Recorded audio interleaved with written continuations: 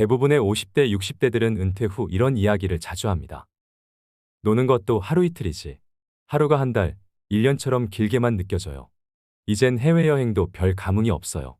30년은 더 살아야 하는데 하루하루가 지루해요. 은퇴 후 막연히 긴 자유시간이 역으로 족쇄처럼 느껴지시는 분들이 많다고 합니다. 65세 이상 노인 80% 이상이 취미생활로 TV 시청을 꼽았고 노년의 시간이 지루하다고 대답했습니다. 이처럼 은퇴 후 30년 이상의 긴 시간을 허무하게 흘려보내고 있는 것입니다.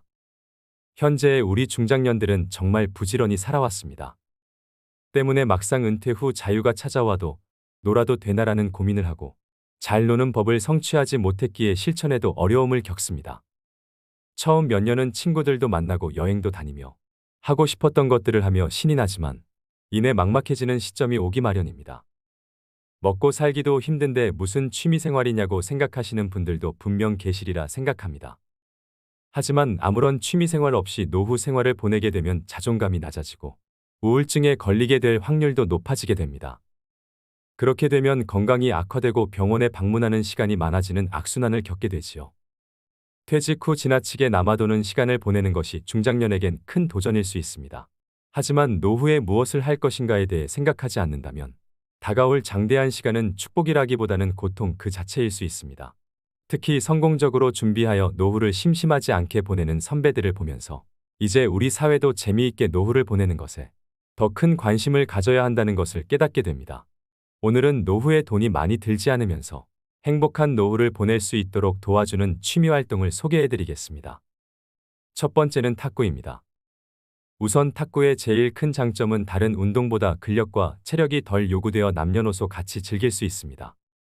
시간당 칼로리 소비량은 강도 높은 자전거, 수영, 달리기 운동과 비슷한 에너지 소비량을 자랑합니다. 30분당 300칼로리 이상을 소모하므로 다이어트에도 효과적입니다. 또 심혈관 건강에 좋습니다. 탁구를 한 달만 해도 심폐기능이 향상되고 체력이 높아지는 것을 느낄 수 있습니다. 심폐기능이 개선되고 체내 지방 성분이 줄어들어 혈관이 강화됩니다. 당뇨와 고지혈증, 고혈압 등 거의 모든 성인병은 혈관의 노폐물과 지방성분 증가로 발생하는데 탁구를 하면 빠르게 없앨 수 있을 정도로 건강에 효과적인 운동입니다. 또 탁구는 저렴한 비용과 더불어 공간 제약과 날씨의 영향이 적습니다. 공간을 적게 차지하고 날씨의 영향을 받지 않기 때문에 운동하고 싶을 때 언제든 할 수 있다는 자유로움이 있습니다.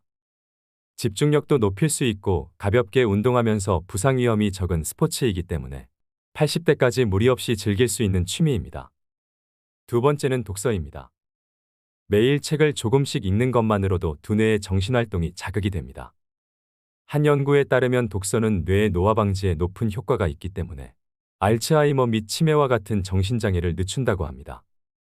독서가 뇌를 자극하고 활동성을 유지하여 뇌의 힘과 능력을 유지할 수 있습니다. 평소 짧은 영상, 자극적인 영상 등 주변에 노출되어 있는 많은 것들이 우리의 집중력을 떨어뜨리고 게으르게 만듭니다.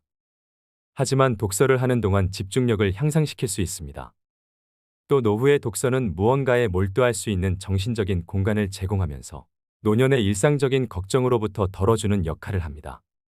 매일 책 10장씩이라도 읽는 습관을 들이셔서 건강한 뇌와 정서적 안정감을 얻으시길 바랍니다. 이처럼 독서는 노후에 꼭 필요한 취미활동입니다. 세 번째는 걷기입니다. 걷기는 노후 운동으로 가장 기본적이면서도 인기 있는 운동 중 하나입니다. 나쁜 콜레스테롤과 중성지방 수치를 떨어뜨려 심혈관계 질환 예방에 도움이 됩니다. 특히 맨발 걷기는 발바닥 전체를 지압하는 효과가 있어 혈액순환을 촉진하고 신진대사를 활성화해 보이지 않는 속 건강을 지키는 데 이롭습니다.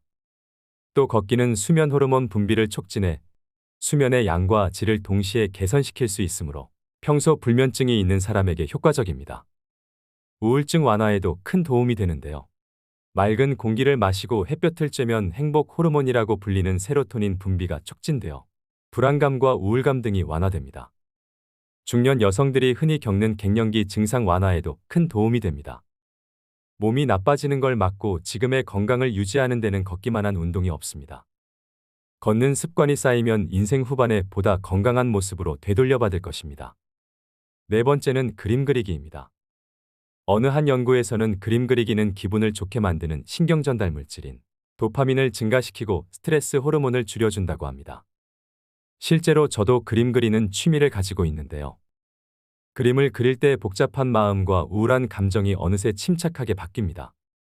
그림 그리기는 손의 신경을 자극하는 운동적 요소가 뇌를 자극하여 두뇌 운동에 좋습니다. 미국 알츠하이머 협회에서는 미술을 할 때 불안감이나 우울증이 완화된다고 하는데요. 치매 환자 대부분은 전에 미술 공부를 한 적이 없지만 그림을 그리기 시작하면서 놀랄 정도의 창의적인 그림을 그려내며 증상이 좋아졌다고 합니다. 그림을 꾸준하게 배워놓으면 평생 취미로 삼을 수 있습니다. 장소에 구애받지 않고 적은 재료로도 얼마든지 가능하기 때문에 노후에 접근이 쉬운 취미 중 하나입니다. 5번째는 자전거 타기입니다. 50대에서 60대 분들께 추천드리는 취미입니다. 자전거 운동은 가장 대표적인 유산소 운동입니다. 허벅지와 종아리, 코어 근육을 많이 사용하게 되는데요. 이 근육들은 신체를 이루는 가장 비대한 크기의 근육이라 칼로리 소모가 가장 크고 우리 몸의 균형을 담당하는 중요한 근육입니다. 나이가 들수록 근육의 손실이 많아지는 우리에게 자전거는 선택이 아닌 필수로 나이가 들수록 해야 하는 운동이라고 말하는 이유입니다. 조금은 아이러니한 부분이라고 생각하실 수도 있지만 자전거는 무릎 관절에 아주 좋은 운동입니다. 퇴행성 관절염과 연골의 손상으로부터 주변 인대를 강화할 수 있는 매우 효과적인 운동입니다.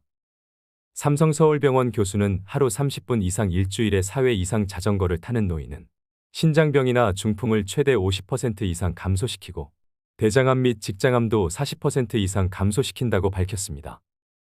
6번째는 식물 키우기입니다.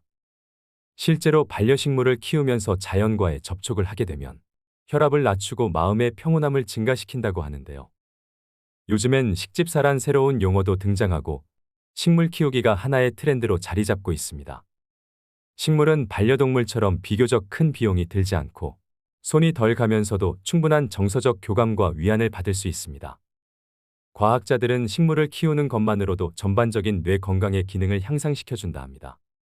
꽃과 향기로운 식물은 우리의 감각에 좋은 영향을 미치며 인테리어 소품으로도 활용되어 집에서 휴식하는 시간을 더욱 풍요롭게 만들어줍니다. 또 식물은 공기를 정화시켜 주어 건강과 깨끗한 환경에도 많은 영향을 줍니다. 식물 키우기는 나이와 상관없이 누구나 손쉽게 접근할 수 있는 취미이기 때문에 정적인 취미를 찾으시는 분들에게 제격입니다. 7번째는 명상입니다. 연구에 따르면 명상은 스트레스에 아주 효과적인 치료법이라고 합니다. 스트레스는 신체에 미치는 영향이 어마어마한 만큼 부정적인 결과를 불러올 수 있습니다. 또 명상은 자존감과 전반적인 기분을 개선하는 데 도움이 되고 다양한 연구 결과에 따르면 명상은 우울증 치료에 좋은 영향을 준다고 합니다. 4,600명을 대상으로 한 연구 결과에서 명상이 우울증을 유발하는 염증성 화학물질의 분비량을 감소시킨다는 사실이 확인되었습니다. 기억력 개선에도 도움이 되는데 우리가 무언가를 더 잘 기억할 수 있게 하고 마음을 젊게 유지하도록 도와줍니다. 심지어 알츠하이머병과 같은 질병 예방에도 긍정적인 효과를 얻을 수 있는데요. 하루에 단 10분씩이라도 정기적인 명상을 하는 것은 더 균형 잡히고 만족스러운 삶을 이루는 데 기여하여 종합적인 신체 건강과 안녕을 높일 수 있습니다. 젊은 사람뿐만 아니라 나이가 든 사람에게도 적극 권장되는 취미 활동입니다. 8번째는 수영입니다. 수영의 가장 큰 장점은 우리 몸의 많은 근육을 효율적으로 사용한다는 것입니다. 물속에서 하는 운동이기 때문에 관절에 무리를 주지 않으면서도 평소에 잘 사용하지 않는 팔, 어깨 등의 근육을 사용합니다. 수영을 1시간 동안 하면 걷기의 3에서 4배인 700칼로리를 소비하게 됩니다. 이처럼 수영보다 다이어트에 더 효과적인 운동은 많지 않다고 하는데요. 이런 이유로 다이어트를 목적으로 수영을 선택하는 사람들이 많다고 합니다. 노인의 경우 기구를 사용하는 고강도 운동은 연골 손상으로 부상의 위험이 있지만 수영은 무중력 운동이라 안전한 운동입니다. 갓 태어난 아기부터 체력이 저하된 노인까지 즐길 수 있는 평생 스포츠라고 불리는 수영을 취미로 시작해보시는 건 어떨까요? 9번째는 사진 찍기입니다. 아무래도 사진을 찍다 보면 다양한 장소에서 여러 가지 환경을 찍어내고 싶어 하실 텐데요.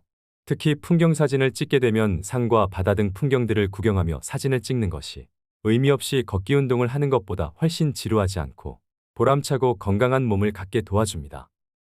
사진 찍기의 또 다른 장점은 인내심을 기를 수 있다는 점입니다. 내가 원하는 사진을 건져내기 위해선 알맞은 장소에서 순간의 포착을 잡아내야 하는데 그런 사진을 만들어 내기 위해서는 여러 시행착오를 겪으며 인내심이 길러지는 것 같습니다. 그렇게 해서 건져낸 사진이라면 말로 이룰 수 없는 성취감이 당연히 따라오게 됩니다. 사진은 소중한 순간들을 기록하는 데 최적의 도구이기 때문에 나중을 돌아보며 추억을 간직하고 소중한 사람들에게 공유함으로써 행복한 시간을 되돌아볼 수 있습니다. 마지막으로 10번째는 악기 배우기입니다. 나이 드신 분들에게 악기 배우기를 추천하는 이유는 생활의 변화를 통한 즐거움도 있지만 배우는 과정에서 주변의 다른 분들과 교류하는 시간을 보낼 수 있기 때문입니다. 나이 들어가면서 혼자 있는 시간이 많아지기 때문에 사회적으로 좋은 친구를 만날 수 있는 계기가 될 수 있습니다. 신체적인 능력을 떨어지는 노인들은 배우기 쉬운 오카리나, 우쿨렐라 등 접근하기 쉬운 악기들이 많습니다. 은퇴하고 목표를 세우기 힘든 노년기에 악기를 마스터하는 새로운 목표는 인생의 도전이 될 수 있기 때문에 긍정적인 기능을 하게 됩니다. 악기 배우기에 도전하여 성취감과 자신감 있는 노년기를 보내시는 게 어떨까요? 오늘의 영상 어떠셨나요?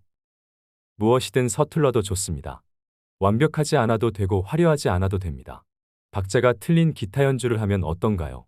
잘못 그리고 엉터리 그림이면 어떤가요? 막연히 무슨 취미생활을 해야 할지 모르겠다면 주변 노인복지시설이나 구청, 주민자치센터 등 시설 프로그램을 이용해보는 것도 방법입니다. 이는 비용적인 부분이나 주거지 근처라는 점에서 부담감을 크게 줄일 수 있습니다. 스스로 자기에게 맞는 것을 찾아 나서야 합니다. 가벼운 운동도 좋고 봉사활동도 좋습니다. 무엇이든 본인이 편안하고 마음에 맞는 것이 최고의 취미입니다. 나이가 들면 대중교통도 무료이고 박물관 입장료도 무료입니다. 볼펜 한 자루, 노트 한 권이면 충분하다는 소박한 생각으로 넉넉한 마음을 가져보세요. 젊은 시절 많은 고생을 했기 때문에 이제는 정신건강과 육체 건강을 잘 다스려서 자녀들이나 가족들에게 해가 되지 않게 본인 스스로 9988-1234를 잘 실천해야 합니다. 김병에 효자 없다는 말은 빈말이 아니며 요양병원에서 오랜 시간을 보내는 일은 줄이셔야 됩니다. 인생에서 제일 중요한 금 3가지가 있다고 하는데요. 바로 황금, 소금, 지금. 이 3가지 중에서 지금이 가장 중요하다고 합니다. 늦었다고 생각하지 마시고 지금부터 실천하셔서 행복한 노후를 만들어 가시길 바랍니다. 자기계발에 충실해서 인류사에 남을 작품을 영원히 남기고 떠난 위대한 화가이자 시인이었던 미켈란젤로처럼 구독자 여러분도 멋진 노년을 살아가시 바랍니다. 오늘도 노후의 지혜와 함께해 주셔서 감사드립니다. 황금빛으로 무르익어가는 여러분의 지혜로운 인생을 언제나 응원합니다.